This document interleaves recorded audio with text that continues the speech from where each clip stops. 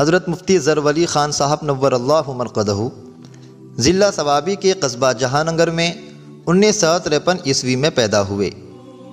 علوم الاسلامیہ علامہ بنوری ٹاؤن سے درس نظامی مکمل کیا۔ حضرت مولانا یوسف بنوری رحمۃ اللہ علیہ، مولانا عبداللہ کاخیل جیسے محدث بے نظیر آپ کے اساتذہ میں سے ہیں۔ آپ ایک عالم ربانی، محدث کبیر، امام تفسیر، صاحب تصنیف کثیر، غزالی دورہ، مفکر ملت، قاطع شرک و بدعت تھے۔ آپ زبان فارسی پر خوب دسترس رکھتے تھے۔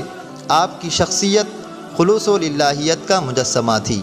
حضرت والا اقبالیات کے ترجمان فکر و خیال، اشعار رومی کے صوفیاتی لہجے کے یگانہ روزگار صاحب تشخیص تھے۔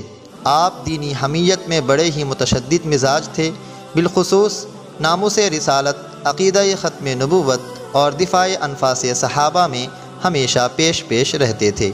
وقت کے حکمرانوں سے دو ٹوک باتیں کرتے، دلیری، بہادری اور جرأت مندی کا مشعل غیر متبادل تھے۔ آپ علمی تحقیقات میں انتہائی باریک بین، آپ کا انداز بیاں بے حد شیریں، الفاظ یکسر نپے تلے، الضرورت تتقدر بقدرها کا آپ زندہ مثال تھے۔ آپ کی علمی خدمات میں سے ایک یادگار علمی ناقابل فراموش شاہکار علم و دانش ادارہ